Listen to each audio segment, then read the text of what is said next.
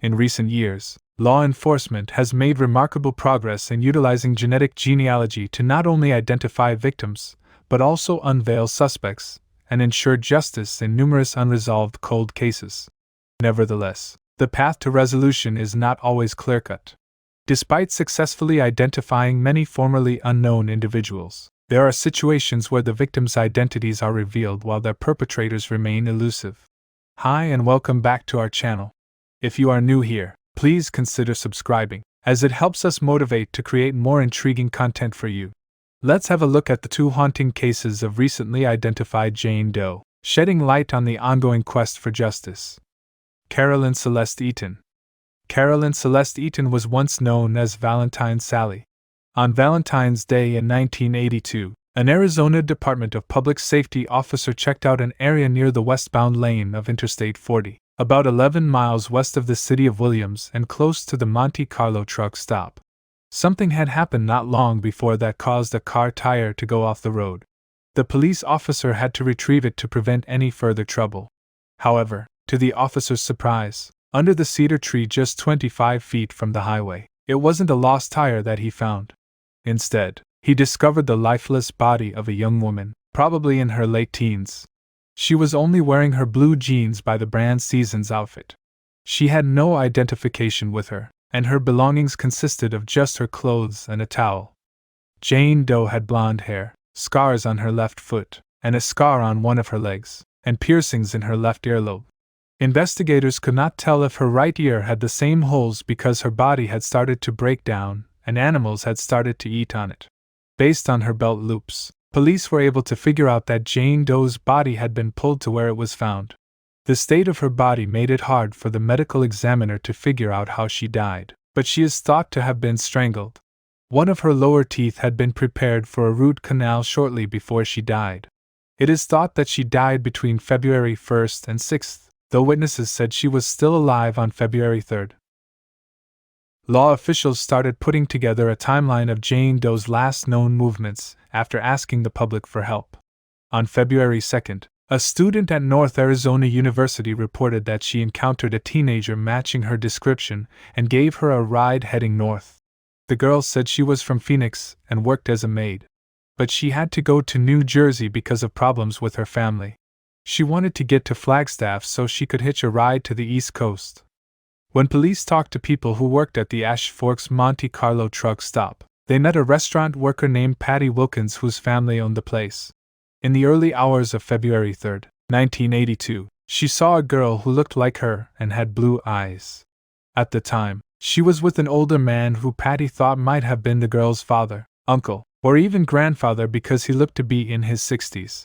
Patty recalled that Jane Doe approached a restaurant worker and requested drugs. The worker provided her with what they had, which was a baby aspirin. Jane Doe then placed the aspirin on one of her lower teeth. Patty thought the teenager was between 16 and 17 years old. She said that she usually told the local sheriff's office about young girls who looked like runaways, but she did not this time because Jane Doe seemed very comfortable with the older man and Patty thought they were happy. Around 3 a.m., they went to the truck stop and left an hour later.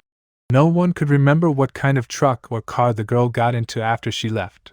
Patty asked the teenager if she was okay and if she wanted to go with the man. Jane Doe allegedly said that she was happy to go with him. The youth was with a white man who was between 60 and 65 years old, stood between 5 feet 8 and 5 feet 10 inches tall, and had a medium weight. He wore a two-tone brown checkered leather coat and a felt cowboy hat with a big peacock feather on the front. We do not know what happened to Jane Doe after she left the Monte Carlo truck stop. In 1984, when Gators came to talk to Patty Wilkins and the rest of the team 2 years later, she knew her jumper right away.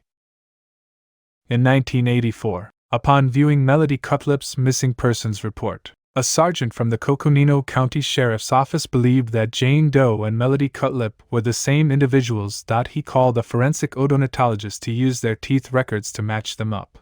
The dentist's methods, on the other hand, were either scientifically sound nor dependable. Melody's mother did not want the body parts brought to Florida because she did not think they were those of her lost daughter. Melody went back home in 1986, and 12 years later, she died in a car accident in Louisiana.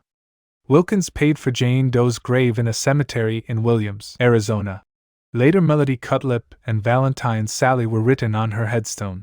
Despite repeated requests from her family to have Melody's name removed from the headstone after it was established that she was not the same individual, it remained unchanged. The Coconino County Sheriff's Office stated in early 2021 that they had found out who Jane Doe was with the help of the National Center for Missing and Exploited Children, the National Missing and Unidentified Persons System, the Arizona Department of Public Safety, and a private genealogy company. She was found to be 17-year-old Carolyn Celeste Eaton. She was born on October 1, 1964, and went missing around Christmas 1981 from St. Louis, Missouri. She allegedly ran away from home after an argument, but her family did not file a missing persons report. There is not much information about Carolyn's childhood, or why she ran away from home. In her case, there are not many ideas. Most people think that the guy she was traveling with killed her. Many online detectives think that she turned down his sexual advances and was killed as a result. But armchair agents say that Royal Russell Long is the main person to blame. Long was a violent criminal and a suspected serial killer who had a past of extreme sexual violence and convictions for abduction. He died in jail in 1993, and his own daughter said he had abused her.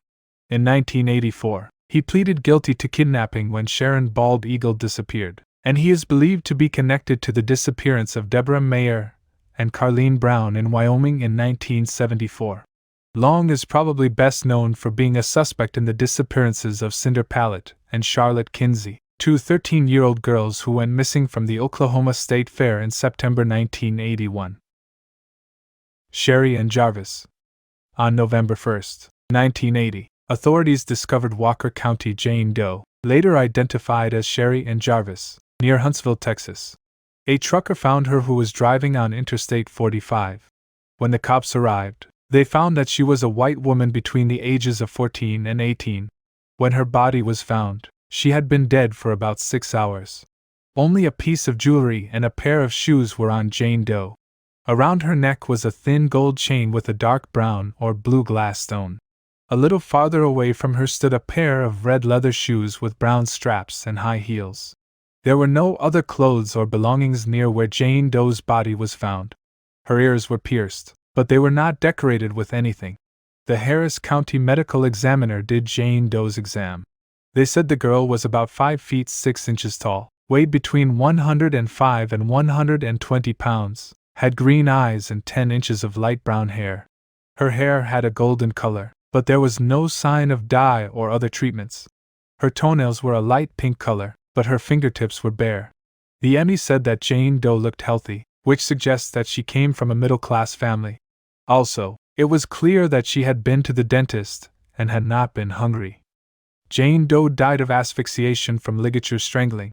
The investigation showed that she had died in a violent way.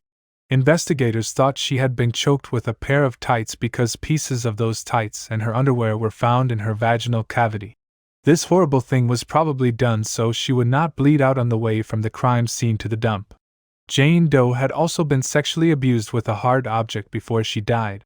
She had also been beaten, which caused her mouth and eyes to swell up a lot. On her right shoulder, there was a deep bite mark. Investigators had a hard job to do because they did not know who the person was.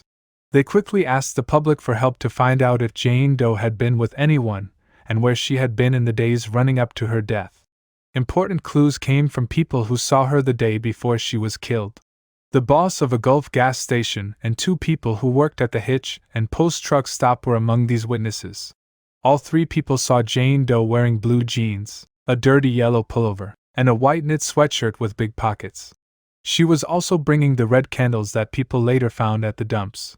Witnesses say that Jane Doe showed up at the Gulf gas station around 6:30 p.m. on October 31st in the evening. She got out of a blue 1973 or 1974 Chevrolet Caprice with a light-colored top and a white man driving it. At the gas station, she asked for directions to the Texas Department of Corrections Ellis Prison Farm, now known as the Ellis Units in Walker County. She got the directions and then walked away. Later, she was seen walking north on Sam Houston Avenue, and then again at the hitch and post truck stop along Interstate 45. She asked for directions to the Ellis unit again, saying this time that a friend would meet her there. At the truck stop, a diner drew her a map and asked if her parents knew where she was. During their chat, Jane Doe also said she was 19 years old and was from either Rockport or Aransas Pass, as both in Texas. The waitress thought the kid was a fugitive. This was the last time someone saw Jane Doe. Jane Doe's death on the side of Interstate 45 is still a secret. No one knows who killed her or how she got there. When it was found out that she was trying to get to the Ellis units, law officials asked inmates and staff at the prisons questions. But no one could recognize her from the picture. Then, detectives went to Rockport and Aransas Pass to look for missing girls who looked like Jane Doe. They even went to schools in the area to try to find out who she was, but they did not find anything. On January 16, 1981, Walker County Jane Doe was laid to rest in Oakwood Cemetery in Huntsville, Texas. The case of Jane Doe was put on hold until 1999, when her body was dug up and her DNA was taken for a forensic study. At this time, they also said that they thought she was probably between 14 and 16 and a half years old. But the movement was slow at this point, and in the end, the case was closed. In 2015, the police looked into the case again and tested the DNA on the high-heeled shoes found at the scene.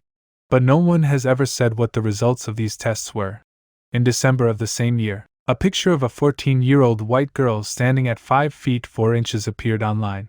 She looked a little bit like Jane Doe. The picture came from two brothers and sisters who met the girl in the summer of 1980 at a motel in Beeville, Texas. They remembered that the girl's name was Kathleen, spelled with either A-K or A-C, and that she lived with a couple, probably from Corpus Christi, Texas. The girl wanted to meet a friend from Texas State Prison in Sugar Land. It is clear that this girl is not Jane Doe. Michael Hargreaves, who is a writer, he thought that the person who killed Jane Doe was a woman at some point in the years after her death. He noticed that she was raped with tools and that there was no sperm on her body or at the crime scene. He also said that guys who do sexually inappropriate things are more likely to bite the breast than the shoulder because the breast is more sensitive. He also asked why the person who did it had not taken her necklace as a prize, as many criminals do because it lets them remember what they did. But it has been said that Jane Doe may have been wearing more jewelry than just her necklace, so it is possible that something else was taken as a memento. Also, no one has ever found her clothes, and no one knows what happened to them. Another idea about Jane Doe's case is that it has something to do with a newfound victim named Deborah Jackson, who used to go by the name Orange Socks.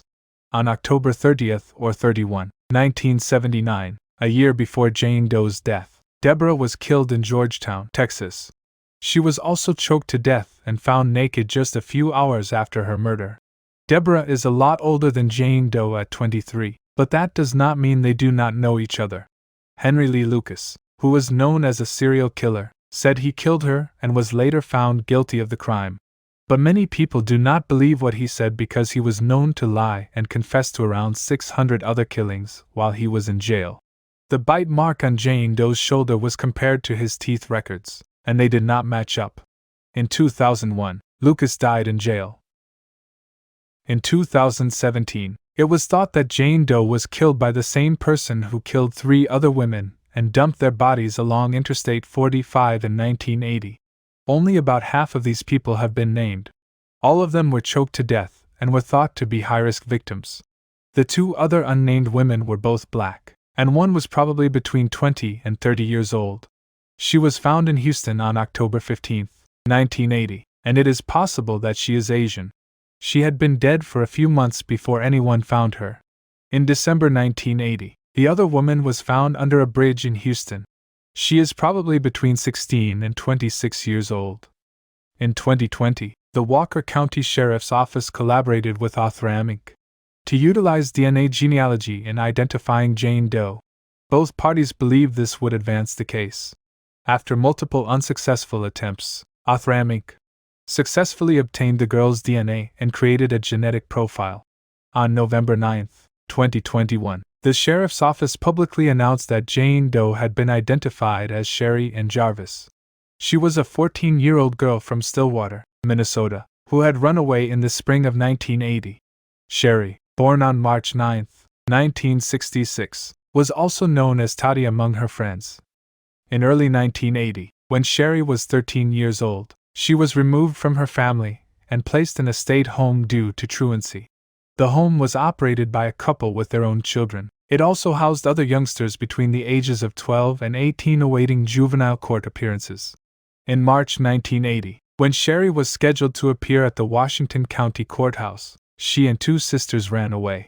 The trio reached Green Bay, Wisconsin, but the unnamed girls decided to return home while Sherry chose to continue on her own. The last communication from Sherry was a letter to her mother from Denver, Colorado, in August of that year, expressing her intent not to return until reaching the age of 18 or 21 and expressing frustration with being in state care. Sherry attended Central Junior High School in Forest Lake in Minnesota.